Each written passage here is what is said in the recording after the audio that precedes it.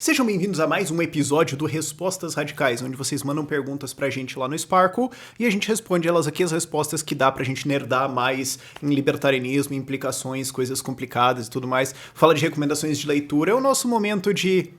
Mas e se? E antes da gente começar, tá chegando o fim do ano e tá chegando o Soção Awards, que é onde a gente premia as maiores soçadas, as maiores estatizadas... como é que pode, jumento?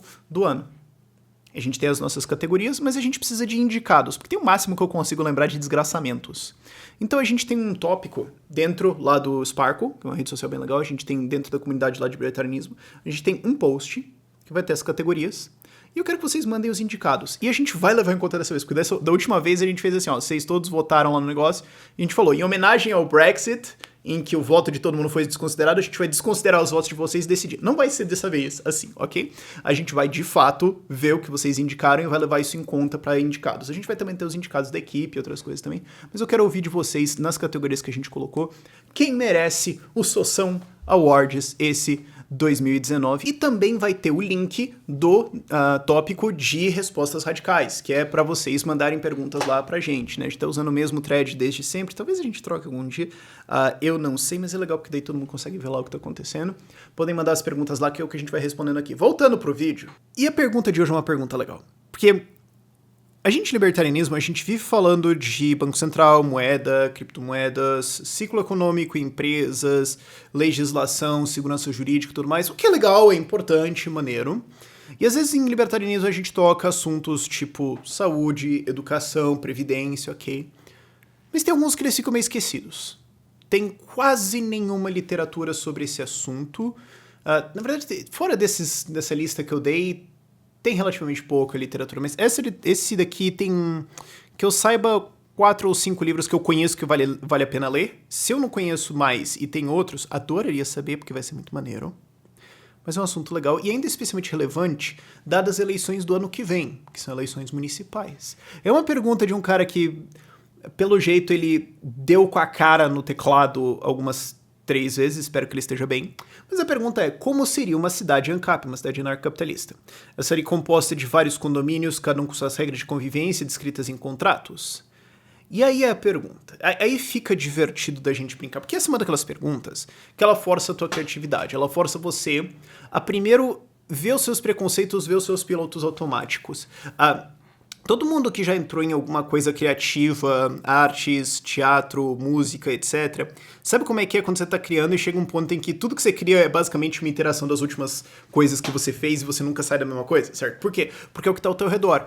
E a gente faz isso com cidades. A gente muitas vezes vê ideias que no fim das contas são iterações da mesma coisa, e as pessoas no geral, e eu não tô nem falando libertário, eu tô falando público geral, tem uma dificuldade de imaginar, mas se não fosse assim, seria como? Certo? E você vê isso nas críticas, às vezes, que você faz anarcocapitalismo. Que a galera fala assim, não, então você vai privatizar todas as ruas, certo? Então em cada esquina vai ter um pedágio, isso é ridículo. Sim, porque, claro, as pessoas vão todas comprar pequenas seções das ruas e colocar um monte de pedágios, e daí vai dar problema e todo mundo vai ficar tipo... vai ter que ser assim, né? Se só tivesse um estado pra organizar isso, sabe? É uma daquelas críticas que você olha e fala, cara, você realmente não tentou pensar nisso mais do que 6 segundos, ou você tá tão dentro da caixa de como o estado funciona que você não consegue pensar em outra coisa externa a isso. E a primeira coisa que cai no piloto automático da gente é pensar que vai ter uma solução. Isso é uma coisa que eu vivo criticando e que eu, na minha jornada de libertarianismo, demorei pra perceber que eu tava caindo nesse... Não é uma falácia, né? É só um erro, certo? De imaginar que vai ter um jeito. A gente tem esse piloto automático, por exemplo, com a educação. O MEC desenha como é que vai ser a educação. Então vai ter a educação e não educações. Não, como é que vai ser o serviço de saúde? Qual deles? É muito amplo, você pode ter uma porrada de jeitos diferentes de fazer isso. Por que você teria só um jeito? Mas a gente tem esse piloto automático de que só vai ter um jeito. Ou tem o jeito mais eficiente, e daí todas as vezes isso vai acontecer. Não, você vê pra todo lado um monte de gente fazendo um monte de coisa ineficiente por vários motivos diferentes. E aí que a gente começa a entrar em pensar como vai ser uma cidade. Então você tem vários jeitos que você pode imaginar isso. Você vai ter vários fatores que determinam a variação disso. Então só pra gente explorar as primeiras coisas na mesa, seria assim, bom, então você pode ter Não tem Estado, então não tem uma jurisdição planificada. A gente está em ética libertária, todo mundo entende isso, ou 99 não precisa ser, talvez 92% mais entende libertarianismo e o resto conforma porque não tem o que fazer, ou alguma coisa assim. Porque mesmo se estivesse tentando organizar um Estado não conseguiria, ou alguma coisa do tipo, você pode ter isso. Porque às vezes as pessoas pensam que tipo, uma sociedade libertária tem que ter 100% de libertários. Não. Pode ser que se você tiver tipo 40%, digamos, eu tô chutando, mesmo que os outros tentem organizar um Estado, eles não conseguem, então eles meio que não funciona, você tem que ir para libertarianismo e por mais que eles não gostem do sistema, vai ter que ficar assim. Pode ser isso. Pode ser que você consiga esse efeito com 70%, 95%, você não precisa ter 99,99%, mas divagação à parte, se bem que o vídeo é uma puta divagação, mas enfim, voltando. Você pode ter uma sociedade onde você não tem a jurisdição do Estado, então você tem as ruas privatizadas e as casas privatizadas, beleza. E daí você cai naquela crítica pastelão de que vai ter um pedágio a cada rua. Engraçado pra caramba. Enfim, mas você pode ter isso. Se você consegue resolver isso... sim. O David Friedman, ele no Maquinário da Liberdade, eu acho que ele lançou essa tese, porque o Maquinário da Liberdade do David Friedman é como é que a gente resolveria vários problemas se não fosse o Estado, divagações. Então, ele não é nem um libertário ético, ele nem acredita que existe ética argumentativa, o certo objetivo é errado, ele só fala assim, cara, oferta e demanda é melhor pra caramba, então privatiza tudo, dane-se. Como é que seria? Eu acho que vai dar bom, vamos lá. É basicamente essa linha inteira dele. E ele tem textos que ele fala sobre isso, em que ele meio que previu alguma coisa sobre o Uber, mas isso tá rodando acho que desde os anos 70. E ele tem um que ele fala, cara, você pode ter cobranças por quilometragem se você tem alguma coisa como GPS ou alguma coisa que monitora como que faz, você tem registros, o computador consegue fazer isso. Não sei se ele teorizou, acho que nos anos 80. Walter Block falou sobre isso também, agora eu não vou lembrar em qual livro que ele falou, porque ele tem muitos livros. Mas ele também teorizou essa ideia de, cara, você pode ter alguma coisa que vai registrando por onde você passa e paga as pessoas adequadamente. Aí você fala, puta trampo esse sistema. Pode ser. Mas se eu te explicasse como é que é pra produzir um celular, você também ia falar, nossa, cara, puta trampo, ninguém nunca vai fazer isso. Então, não duvide muito das coisas. Você pode ter isso. Então você tem o quê? Bom, cada pessoa paga a sua segurança, mas daí você tem o problema do caroneiro, certo? Se eu tô pagando a segurança pra minha casa, o cara do lado tá ganhando de graça, então como é que fica? Então não consegue resolver, acabou, tem que ter o Estado. Não, pera. Você vai ter pessoas que têm uma demanda por segurança muito mais alta do que a sua, ao ponto em que ela paga a segurança pra ela mesma e você recebe como caroneiro e o cara fala, dane-se, né? Eu não ligo, certo? Por exemplo, um shopping. Shoppings fazem isso. O shopping deixa você entrar lá. Certo? Eles estão pagando segurança. Você pode entrar lá no shopping na hora que abre e ficar lá desfrutando, como diz o Adriano Paranaíba, desfrutando aquele ar-condicionado, aquele tapete de mármore no chão, olhar pra todas as coisas e não gastar R$1. Você pode fazer isso todos os dias do ano. Você é um puta de um caroneiro. Não tem nenhum problema. E vários lugares fazem isso, onde você tem segurança em um lugar e ela meio que cria um raio de segurança ao redor e tipo, mas vale a pena pra gente. Então você resolve o problema um pouco assim. Você vai ter áreas que são menos seguras e outras mais. Ok. Mas onde é que isso já funcionou, Rafael? Cara, aqui no Rio de Janeiro a gente tem a Vila Cosmos. A Vila Cosmos fez isso, é um bairro no Rio de Janeiro, por causa do jeito que ele tem poucas entradas, os caras colocaram guaritas, fecharam e parte dos moradores paga a segurança do lugar. Do último dado que eu tenho, só 1/4 dos moradores está pagando, os outros 3/4 são caroneiros. O que, segundo alguns economistas, seria uma impossibilidade lógica. Mas acontece. Por quê? Porque essas pessoas têm uma alta demanda por segurança. Mas os outros estão de caroneiro. Sim, mas o trampo todo do cara cobrar vintão de 3 vizinhos, ou é algum valor dessa ordem, não é assim centenas de reais por mês. Mas o trampo dele cobrar 20 ou 50 reais por mês de cada um dos 3 vizinhos é tão grande que o cara fala, mano, eu pago esse negócio. Mas Rafael, eventualmente todo mundo vai sacar isso e o negócio colapsa. Mas funciona, né? Não, mas um dia pode dar errado. Cara, um dia tudo que existe vai dar errado de alguma forma. Isso vai acontecer, certo? Questão de incentivos, como é que isso se mantém. Então você pode ter um sistema assim. Eu acho que isso vai acontecer, né? Não é muito eficiente, porque uma vez que você entende isso, você começa a ver outros fenômenos também que a gente vê, e isso você ouve muito de história de cidades de médio porte, assim, eu já ouvi histórias desse tipo. Os caras falam, tinha bairro não, mas tinha uma rua lá que era fechada, alguma coisa assim, e tinha uma casa que era largada pra caramba, dava rato, dava um monte de coisa e tudo mais. Aí a gente olhou e falou, cara, sei lá, morreu o cara que era o dono, ficou pros herdeiros, aí o cara queria vender, mas daí não rolava, ninguém queria o negócio, a gente deu um jeito de comprar. Eu já vi histórias assim. Então a gente consegue ir tirando quem não se conforma exatamente ao que é aquela forma de operar daquela galera daquela região. Não que todas vão fazer isso, mas isso pode acontecer em alguns lugares. Então o que acontece é que você vai tendo uma homogeneização de como é que é a cultura de uma certa rua ou de alguma coisa. Aqui os vizinhos se entendem mais, aqui a gente não se entende. Se junta e compra o cara, ele sai. Ah não, ele foi embora, beleza, então a gente dá um jeito de alugar ali ou comprar, ou quando vem outro cara, a gente tenta encontrar outro cara, tá vago ali, vamos tentar outro cara que a gente conhece, que é legal pra ele comprar ali, vamos tentando alinhar a coisa a mais. E pior que daí quando você fala essa expressão, tipo, homogeneizar, a galera fala assim, então vai ser o nazifascismo do... Não, eu tô dizendo que, tipo, pessoas com valores semelhantes se atraem. Porque tem um certo padrão que se você entrar na igreja durante a missa, você vai encontrar uma alta densidade de católicos. Por que será? Isso acontece. Qual é o problema? Mas você pode ter isso, comunidades começam a operar melhor ao ponto que elas começam a operar como uma organização. Então você tem na prática uma empresa surgindo. Então ao invés de cada um pagar a sua segurança e ter um segurança na porta de cada um que é bem ridículo, ou algum serviço que passa, fala, cara, e se a gente oferece como um condomínio fechado? Às vezes situações geográficas favorecem esse tipo de coisa, às vezes você tem uma semelhança de valores muito grande que isso pode operar, beleza. E daí você tem um sistema meio de quadras. Ou você pode ter um sistema onde você começa a construir de uma maneira diferente. Porque isso é uma coisa também. Do jeito que é plano diretor hoje, do jeito que se pensa arquitetura hoje um pouco, eu sei que é um pouco forçado, mas se pensa essa coisa de construir para fora da rua, certo? Mas você vê outros tipos em outros tipos de cidades quando... É uma cidade muito mais antiga, quando ela tinha a possibilidade de ser invadida, quando tinha alguma criminalidade um pouco mais alta, você tinha essa situação, os caras constroem a casa pra dentro. Então o que acontece? Você tem a quadra, todo mundo constrói pra dentro e você tem uma área comum dentro. Eu já vi isso em Goiânia, que foi uma coisa que foi permitida por causa do urbanismo lá.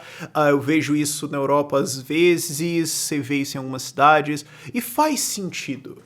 Especialmente quando você vem de cidades, e aí você vê isso mais na Europa, porque você vem de mais cidades onde a rua de repente não era asfaltada, então ela cheirava literalmente a merda, onde você tinha doenças e tudo mais. Você fala, cara, quer saber? A gente coloca só um paredão pra fora, toda a fachada pra dentro, e como é que alguém entraria tipo, só pulando por fora? Então a gente faz toda a área nossa comum pra dentro, é melhor. Tá, mas isso funciona só se você tem galera cooperando em quadro, um grande empreendedor comprando um negócio fazendo, tipo um condomínio fechado. Eu não entrei ainda em condomínio fechado, porque a gente pensa no condomínio fechado como se fosse, tipo, uma cidade com um murinho ao redor. Sendo que não é isso que eu tô falando. Você pode construir invertido. Você constrói como se fosse os fundos da casa pra fora e a fachada pra dentro. E aí você tem segurança, fica mais fácil você ver o negócio ali, você só precisa fazer segurança externa de quem tá entrando, fica mais razoável. Você pode ter esse tipo de organização, isso pode surgir em cidades de, eu imagino, médio porte. Pequeno porte, tipo, sei lá, Inés Marques com 5 mil habitantes. Puta trampo, entendeu? Pode não valer a pena. Agora, numa cidade de centenas de milhares de habitantes, talvez dezenas de milhares já vale a pena, mas centenas de milhares começa a valer a pena. Só que quando você vai para cidades de muita população, muito arbitrariamente falando, 1 milhão, 2 milhões mais, isso vai variar com densidade, né? Você pode ter uma cidade de 10 milhões de habitantes com densidade baixíssima, mas estou dizendo mais habitantes porque daí a densidade sobe. Você pode ter isso começando a acontecer em prédios, que é uma coisa que a gente já vê meio que em São Paulo. Eu suponho que você pode ver isso também no Rio de Janeiro, eu não sei como é que é as leis lá, eu não vou muito no Rio de Janeiro, porque eu gosto de estar vivo, então eu evito, mas você vê isso em São Paulo um pouco, você fala, cara, vamos fazer um condomínio pra dentro. Brasília tem isso, é verdade, Brasília tem isso bastante, justo por causa de distâncias, todo o trampo e tudo mais, então é muito normal você pegar um terreno grande, constrói umas torres, coloca áreas comuns dentro, as pessoas operando dentro, fica muito mais fácil de fazer segurança, etc. Certo? E você tem uma cidade privada efetivamente rodando ali, e daí você está começando a fazer transição já para um condomínio fechado. Você pode ter isso também. Agora, antes da gente ir para isso, ficando em cidades grandes, você pode ter, digamos, numa super metrópole, tipo uma Tóquio, tipo uma São Paulo, tipo uma cidade do México, tipo uma Nova York, cidades de alta densidade, assim, eu tô citando de cabeça, pode ser que eu tô esquecendo algumas, tá? Então perdoem aí a galera urbanista e tudo mais. Mas você pode chegar no ponto onde vale a pena você construir alta densidade em um lugar, porque eu não consigo comprar as outras terras, então onde eu consigo te construir alto pra caramba e tem prédios lá, e você pode ter, tipo, prédios competindo, porque daí eles têm escritórios e moradia dentro e começam a competir, shopping embaixo, você começa a integrar uma porrada de coisas.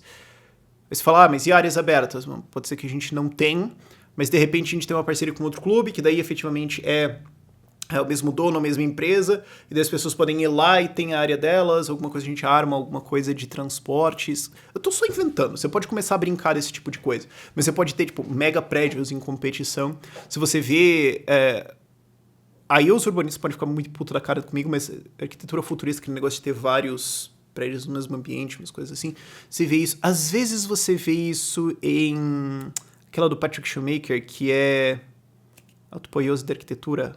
Como é que era o negócio dele? Parametricismo. Às vezes você vê esses negócios megalomaníaco, né? Mas talvez eu não sei dos outros porque eu não tô olhando tanto os outros. Então, perdoa um pouquinho a ignorância nessa área. Você pode ter esse tipo de ambiente, onde você tem efetivamente uma cidade de alta densidade e um terreno muito pequeno.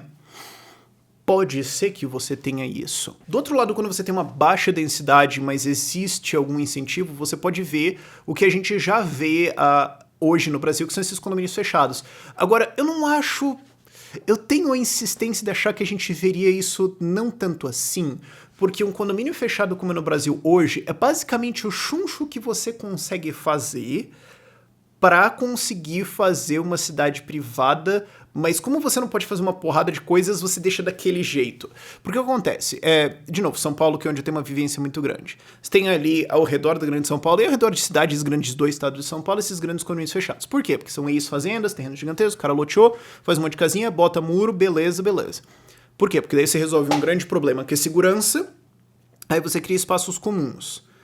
Mas ainda tem vários outros problemas de infraestrutura que você não resolve exatamente e que você poderia resolver se você não tivesse o Estado, como, por exemplo, provimento de saneamento ou geração de energia. Esses tipos de coisas você poderia começar a resolver. Ou ter áreas comerciais dentro, porque dentro da legislação, até onde me consta e até onde eu entendo, você não consegue fazer isso muito bem integrado.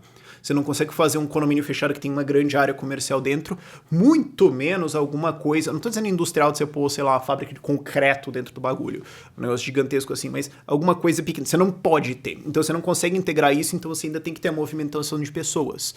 Porque, muito corretamente, cidades entendem que se você deixar fazer isso, efetivamente você vai ter uma privatização de espaço e os caras não querem isso, e eu não entendo o problema porque seria bem belo e moral, mas... Você não consegue você não consegue integrar o trabalho com a moradia dentro de um condomínio fechado. Até onde me consta do que eu sei de legislação, você não consegue fazer isso bonitão. Porque senão o que você poderia fazer? Você poderia ter um condomínio fechado que... esquece o espaço de como a gente pensa hoje, o pastelão, mas você tem uma área confinada, murada ou protegida com alto nível de segurança, onde você tem vários serviços lá dentro, empresas sediadas e pessoas morando. Aí você fala, Rafael, mas qual que é a diferença de uma cidade para isso? Na moral, mesmo. Então, a gente vai pro próximo ponto, que é o que eu acho que aconteceria. O que aconteceria é que o número de cidades do Brasil, se digamos o estado fosse abolido no Brasil, o número de cidades muito rapidamente pularia de 5 mil e porrada para alguma coisa tipo 500 mil. Porque é mais fácil. E aí eu não tô dizendo cidade no sentido de união federativa, de ente federado, alguma coisa assim. Tô dizendo no sentido de uma unidade de administração separada. Com sua própria jurisdição, com seus próprios sistemas de defesa, segurança, etc. Coisas de infraestrutura e coisas que ela compartilha com outras. Porque é mais fácil. Porque hoje o que a legislação força força você separar indústria, comércio, serviços... trabalhos de maneira geral que não são indústria, agricultura e moradia. Às vezes se permite, até onde me consta, urbanistas podem me corrigir aí, até onde me consta você pode às vezes, dependendo, integrar alguma coisa de agricultura e tudo mais com moradia, mas você não pode ir para uma escala muito grande, que senão os caras começam a olhar torto, você vai levar alguma canelada na cara aí. A partir do momento que você tira essa restrição, por que você não juntaria isso? Porque afinal de contas, é isso que é uma cidade. É um mercado de trabalho. Então você integra tudo, você reduz distâncias, você tenta tornar as coisas mais eficientes. Eu acho que é isso que aconteceria ao invés dessa ideia de condomínios fechados com serviços para fora. E é o que acontece, bom, qual que é o tamanho eficiente para você ter um desses? Eu não sei, mas aí você começa a ter empreendedorismo em criar cidades. Certo? Porque todo empreendimento tem o mínimo tamanho viável dele, certo? Porque qual que é o mínimo tamanho viável de um escritório de design? Um cara na cama dele. É isso. Você pode ter... ele tá no notebook ali. Agora, qual que é o mínimo tamanho viável de uma siderúrgica? Ou de uma empresa de uma fábrica de concreto? Ou de uma fábrica de navio, que produz aqueles navio cargueiro, que é maior que o Vaticano em termos de área, aqueles troço colossal. Qual que é o mínimo tamanho de fábricas? Tem que ser maior. Qual que é o mínimo tamanho viável de uma cidade? Eu não sei, e não tem, assim, uma cidade. Você tem diferentes ideias. Você pode ter cidades universitárias, você pode ter cidades mais produtivas, em termos de indústria e tudo mais, você pode ter cidades mais de comércio. Ou será que faz sentido separar? Não sei. Talvez seja muito mais eficiente você juntar. Vamos ter que ver. É basicamente, cara, vai tentando e vamos vendo. Você quer história de empreendedorismo é história de capitalismo. Alguém tem uma ideia, ela funciona legalzinho, até outro cara falar: Lesk, eu tenho uma ideia que vai melhorar esse negócio. E ele inventa o negócio e todo mundo começa a copiar, certo? Isso é a evolução do capitalismo. Quanto tempo vai demorar pra gente descobrir isso? Eu não sei. Mas tem um pessoal já querendo começar a fazer isso agora, que é o pessoal do Free Private Cities, lá do Titus Gebel. Cara, é um negócio bem legal, porque o que eles estão querendo fazer é fazer o seguinte: vamos tentar conversar com algum país aí, porque vai ter que ser, infelizmente, eles existem. Vamos conversar com algum país e pedir pra eles: cara, você me libera, tipo, 4 quilômetros quadrados aí, alguma coisa assim, pra fazer. Suspende tudo. A gente só é um território subordinado ao seu país e a gente tem que seguir tratados comerciais e diplomáticos. Só isso. Agora sim, a gente pode ter o nosso próprio sistema de justiça. Vamos! Sabe? Não tem aquele panto ali que você não tá fazendo nada, não tem aquele negócio ali que ninguém quer. Deixa lá, porque vai aumentar turismo. Não tem nada rolando lá mesmo. Pelo jeito, esse país aqui não vai pra lugar nenhum. Também não queria falar nada, mas enfim. Então, acertar o negócio. E eles conseguiram fazer isso em Honduras. Eles conseguiram autorização. Vai sair daqui a alguns meses, espero eu, como que vai ser pra ir lá. Mas eles conseguiram 2 áreas em Honduras pra fazer isso. Somadas, elas não são gigantescas. Na verdade, elas são alguns quilômetros quadrados, até onde me consta. Não é uma coisa grande. Mas tem o começo de fazer isso. Mas Rafael, é muito utópico, é muito viajado. É o que todo mundo falou de todo mundo que inventou alguma coisa nova. E aí você pode falar: não, espera, então a gente só tá falando de terra. Mas não tem aquele negócio do seasteading? Tem, que é o negócio do Patrick Friedman, que é o filho do David Friedman, e do Joe Quirk, que é um negócio super legal, que é a ideia de: e se a gente fosse pro mar? Porque ainda você tem tratados internacionais sobre águas internacionais, tem um monte de coisa complicada, eles têm um livro sobre isso. Aliás, tem um livro do Free Private Cities, tudo vai estar linkado lá na descrição, tá? Aliás, linkado não, porque eu acho que dá pau nos links, porque se eu colocar o YouTube, talvez, a gente não sabe. Mas a gente vai colocar os nomes dos livros lá pra vocês lerem. Tem um livro do Titus Gebel, que é Free Private Cities. Tem esse negócio do seasteading, e no livro eles explicam todo esse rolê de jurisdição e como é que você vai fazer esse negócio no mar. Não é ancapistão ao mar, tem certas coisas que você tem que fazer o quê? Mas a gente pode fazer cidades flutuantes. E daí, por causa da arquitetura, eles mostram, cara, porque tem todo um incentivo também para você restaurar o ambiente do oceano, porque se você consegue fazer isso, você consegue criar um ecossistema. Você consegue criar um ecossistema, você tem comida. Então começa a ficar legal e começa a ficar eficiente o negócio. Então você não só povoa os oceanos, mas você também restaura os oceanos e o meio ambiente.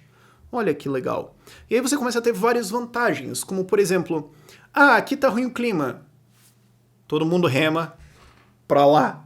Certo? Não remo necessariamente, você vai ter um monte de coisa melhor que isso, mas você pode tirar a galera pra um lugar melhor. Ou, cara, não tá funcionando esse cara aqui com a galera e tudo mais. Então a gente pode ter contratos pré-estabelecidos que ele tem que sair dessa zona. Então, cara, é que nem barco, certo? A gente abre um pouquinho, esse cara sai, ele é removido fisicamente, te tira a casa ou o complexo dele, seja lá o que for que tá flutuando, tira e reorganiza, então ele pode sair.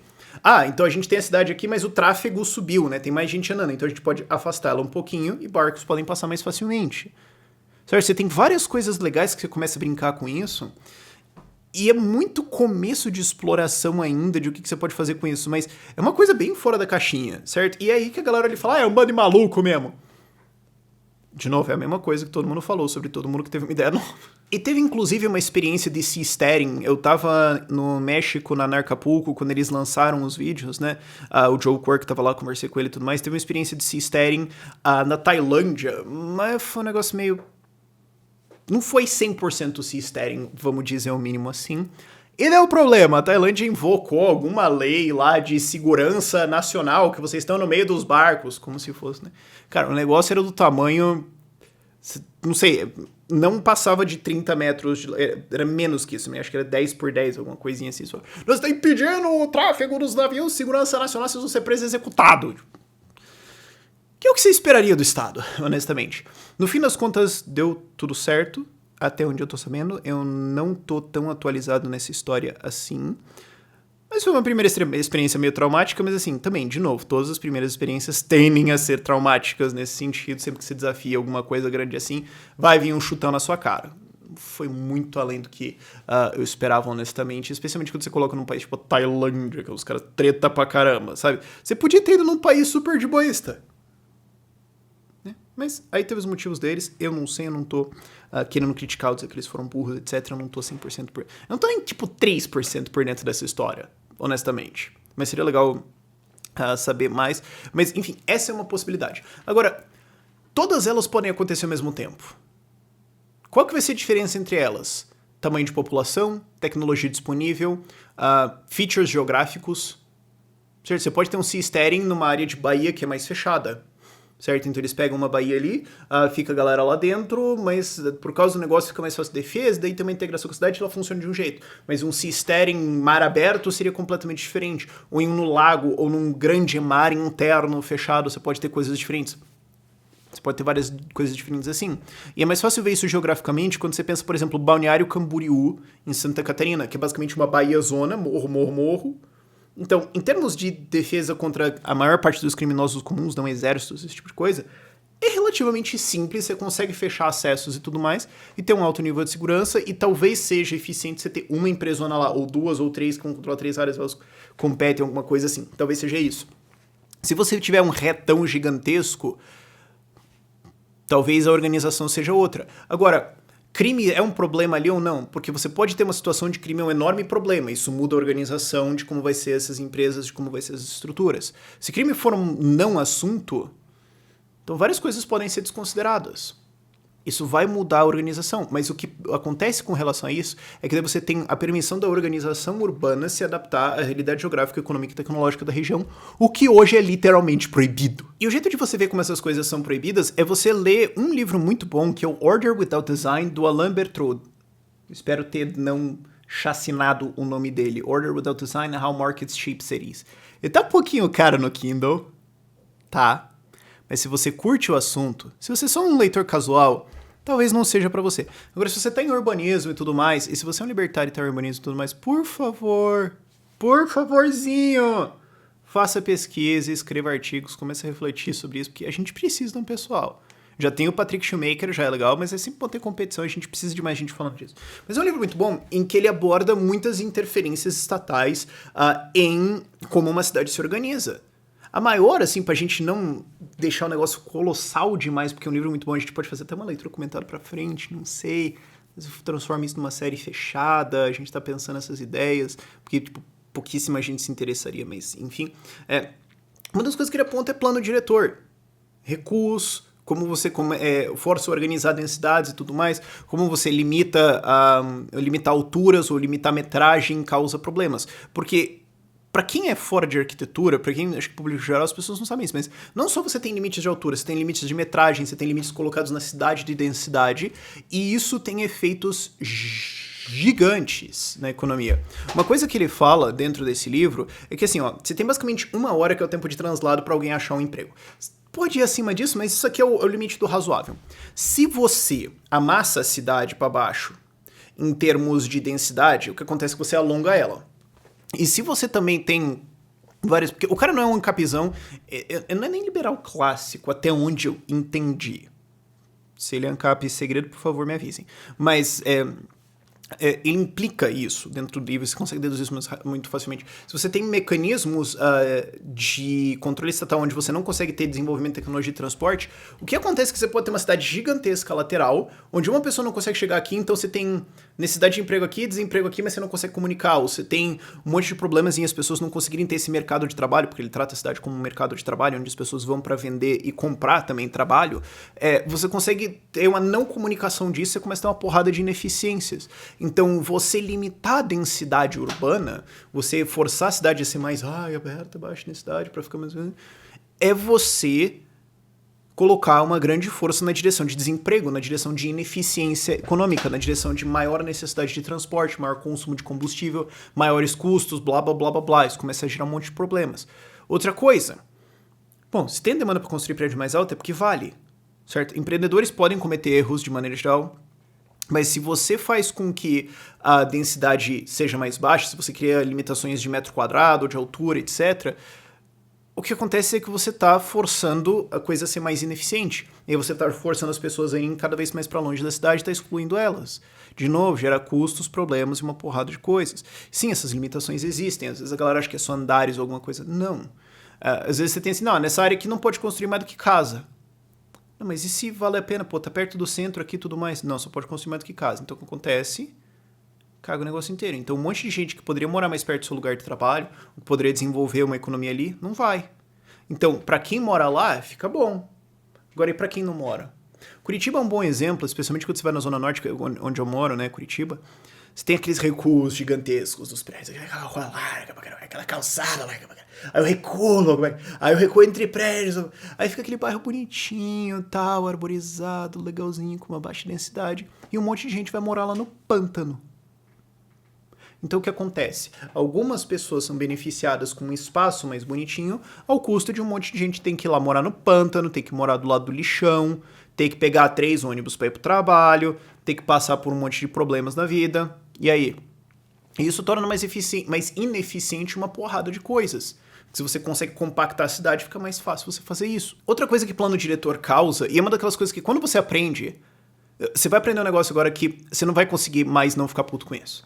Porque você provavelmente vê isso e você nem se liga. Mas quando você aprende, você olha e fala, quem fez isso aqui escolheu que tem gente que vai morrer e ele não sabe. É você, via plano diretor, proibir negócios em certas áreas. Proibir que seja, não, vai fazer uma área puramente residencial. Você teria isso. Vamos pensar num livre mercado, certo? Você teria, no meio de grandes cidades, tipo Belo Horizonte, São Paulo, Rio de Janeiro, Curitiba, Porto Alegre, você teria bairros, áreas assim, de, sei lá, 10 por 10 quadras, onde todo mundo decide, por força espontânea do mercado, construir só casinha de 1 andar ou 2, ou só prédio. Ninguém ia pensar de abrir uma pastelaria ali no meio. Isso quer dizer que isso nunca aconteceria. É óbvio que no livre mercado, pessoas iam começar a colocar negócios ali dentro. Mas daí vai o plano diretor e fala, aqui é uma área residencial. Pela tranquilidade do morador. Não, você quer isso, cara, compra o negócio todo, fecha, e tá bom, beleza, é sua proposta de negócio. Agora, quando você força isso, você tira os negócios. Você tira o negócio, você tira a movimentação. Você tira a movimentação, não tem gente olhando. Se não tem movimento, tem mais crime. Se tem mais crime, é mais gente sendo assaltada e morrendo. Então, isso é como... É engraçado, a galera não percebe que plano diretor mata. Você vai lá e cria legislação que diz, não pode ter negócios aqui que operam depois de tal horário. Bom, então depois de tal horário, basicamente não vai ter movimento. Fins de semana, especialmente, minha nossa senhora. Ou depois da semana, tá todo mundo trabalhando, então tá todo mundo fora do bairro. Então agora, basicamente, você tem crianças, idosos aposentados e as pessoas que não trabalham de maneira geral nesse bairro, mas baixam muita intensidade, então é um puta alvo pra crime. Então, basicamente, você tá criando um pote de ouro e falando, olha, mas é porque ele fica bonitinho, é só ninguém roubar, tá? Cara, você escolheu que um monte de gente vai morrer por causa disso. Ou, no mínimo, ser vítima de assalto, invasão domiciliar, esse tipo de coisa.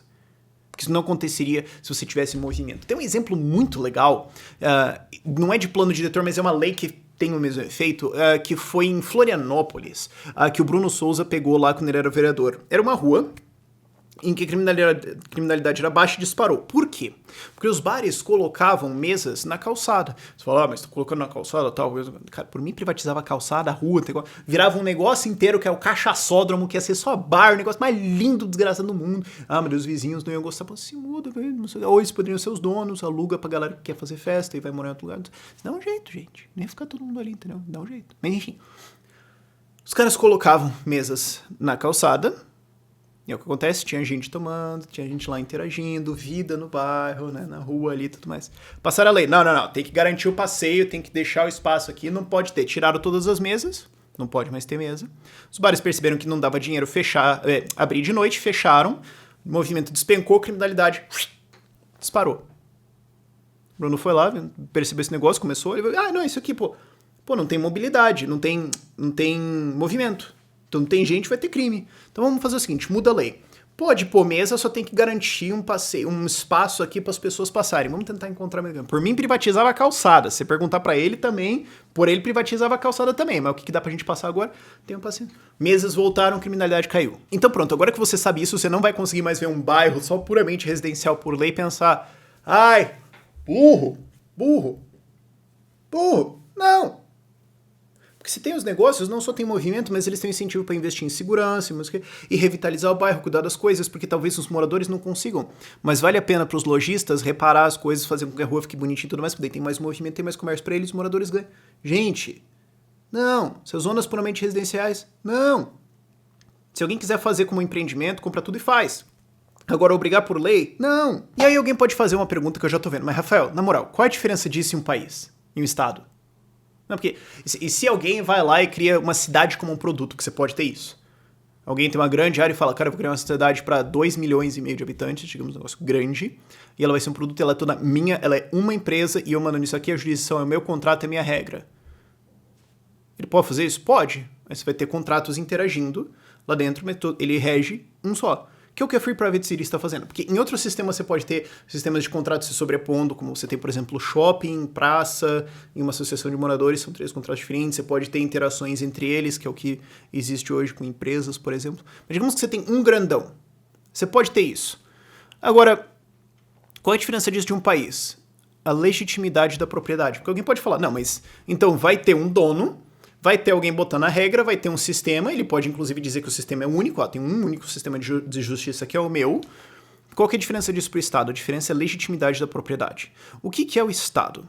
É uma jurisdição imposta por crime. Okay? Uma organização chegou e falou, você vai me obedecer. Se você não me obedecer, eu vou meter a porrada até você me obedecer. É por isso que quando a galera fala assim, ah não, porque ó, vai na favela não tem nada de Estado, lá tem teus milicianos, teus traficantes. Esses milicianos e traficantes, na prática, são proto-estados. Eles são os primeiros estágios de evolução do Estado. No momento que eles criaram uma escola, uma ideologia própria, aí viram um Estado mesmo. Porque já tem coleta de imposto, já tem alvará, já tem sistema de seguridade social, já tem sistema de dar coisas tipo buchão de gás e tudo mais. Você tem esse tipo de coisa. Então, você já tem umas estruturas de Estado ali. Tem até sistema de justiça, na verdade. E exército para defesa. Mas enfim. O que acontece? O que é um Estado? Ele chega e fala, ó, você vai obedecer a minha lei, acabou. É a mesma coisa que o miliciano, esses traficantes que dominam o bairro faz. Ó, eu mando aqui. Ah, eu não gostei. Mas, cara, você não gostou, mas quer levar uma bala? Não, então cala a boca. Então o que ele está fazendo? Ele está colocando a jurisdição dele via crime em cima de outra pessoa. Em uma propriedade que não é dele. E daí a galera fala, não gostou, sai do país. Não, é o país que tem que sair da minha propriedade. Se eu tenho uma casa e o Estado jogou a jurisdição dele em cima da minha casa, não é eu que tenho que vender minha casa embora, é a jurisdição do Estado que tem que ser removida de cima do território que é meu. Essa é a opção correta. Essa é a situação correta, ok? Então o que acontece? O Estado não é dono legítimo dessas propriedades para impor a jurisdição dele. Ah, mas Rafael, os portugueses colonizaram o Brasil. Com que dinheiro? A coroa portuguesa, por acaso, fazia Uber? Empreendia? Não. Da onde que era o dinheiro deles? Crime! Imposto! Então quem que são os donos legítimos dessas propriedades? Quem pagou esses impostos no fim das contas? Você não tem como alegar nenhum Estado consegue ter essa alegação de propriedade. Falar assim, não, mas é que eu vim aqui primeiro, eu descobri, eu colonizei. Não, mas mesmo que não tinha nada, porque se tinha outras pessoas antes, era deles, não era seu, para começo de conversa. Como é que seria isso? Eu não sei exatamente, mas não é importante aqui. Agora o ponto é, mesmo que não tinha ninguém. Não, mas as propriedades que você usou, você pagou a caravela do seu próprio bolso? Você economizou guardando no cofrinho? Não. Assaltou um monte de gente, fez a caravela, jogou lá e falou, é meu. Não é. Não é. Simplesmente. Então o Estado não tem nenhuma alegação legítima à propriedade. Agora, se uma pessoa é dona de uma propriedade, foi lá e trabalhou ela do zero quando não tinha ninguém dono, ou comprou de alguém e tudo mais e não tem nenhum crime pra trás nessa propriedade, não foi roubada de alguém, etc., ele é legítimo dono, ele pode abrir uma empresa lá. Qual que é a diferença de uma pastelaria em uma cidade? O porte. Só isso. Agora, legalmente ele pode fazer isso. Legalmente está dizendo no sentido libertário, ok? Não no sentido de lei positiva estatal. Ele pode, o Estado não. E aí o que acontece? Uma cidade dessas, e não precisa ser uma mega cidade, você pode ter uma de, sei lá, 5 mil habitantes, ou talvez até menos, eu só não sei qual que é o tamanho viável, mas digamos, vamos chutar aqui que o mínimo tamanho viável é 1.000 pessoas, você tem uma dessa de 1.000 pessoas. Ah, mas aí ele tem um sistema de justiça, ele vai poder fazer o que ele quiser. Não, porque daí vira um serviço. Você é um cliente, você está entrando lá, você está pagando para entrar, tem um contrato, se o contrato for quebrado, você pode processar o cara. Em que jurisdição? Não, pera, se você não tivesse uma salvaguarda dessa, você ia comprar a casa? Digamos, tem um condomínio, é um capistão, tem um condomínio fechado lá e tem um sistema de justiça dentro. Se você assinar o contrato e tiver uma disputa entre você e o dono decide e acabou porque o sistema é dele. E ele pode, inclusive, pegar a sua casa. Você vai comprar essa casa? Não vai. Você vai falar, cara, eu quero alguma outra segurança, eu quero alguma outra coisa que garante isso. Pode ser que o juiz vai ser um terceiro externo. Ah, mas quer dizer que você vai ter que ter um sistema hierarquizado de juiz, vai ter que ter um STF global. Não necessariamente. Você pode ter vários separados independentes e nenhum deles é o grande chefe da cocada preta. Não tem nenhum motivo que você imaginaria que tem que ter um superior. Pode ser um externo que tem controle das contas, ou que tem alguma coisa que ele pode te ressarcir.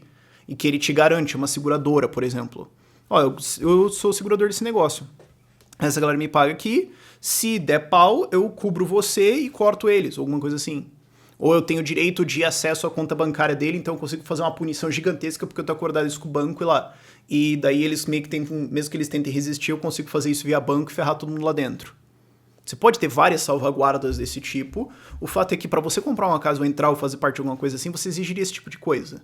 Ou rapidamente, se você não tivesse essas, algumas pessoas fariam e você perceberia, não é um rolê bom eu ficar aqui, tchau. Então você tem jurisdição como um serviço, ela tem que funcionar, ela tem que cumprir o contrato, ela tem que exercer. E é interesse seu como morador que isso aconteça, porque senão a sua propriedade é desvalorizada, porque isso é uma coisa que quase ninguém considera.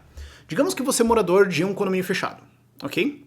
Um outro cara entrou e tem uma disputa contratual com o dono do condomínio. E o cara é canalhado. Você, que não tem nada a ver com isso, se fudeu. Por quê? Porque o valor da sua casa caiu. Por quê?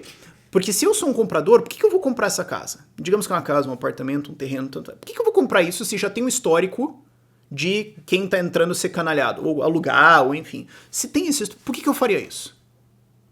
Então, a demanda por essa jurisdição, por as propriedades dentro dessa jurisdição, cai. Então, por mais que você não tenha nada a ver com aquele caso, se você está dentro da jurisdição, o valor do que você tem é diretamente ligado à possibilidade, à capacidade desse contrato de ser executado corretamente e a sua justiça ser exercida corretamente. Então, você tem um grande incentivo para fazer com que isso seja válido. Como? Cara, aí a gente pode entrar uma porrada de jeitos diferentes. Mas o fato é que você pode exercer esse poder. Você tem várias coisas para fazer em cima disso. Você pode fazer vários tipos de contrato, boicote, salvaguardas, etc., para começar a segurar isso. Então você tem incentivos para essa justiça como um serviço, ou polícia como um serviço também. Tá munido, eu acho, mas enfim.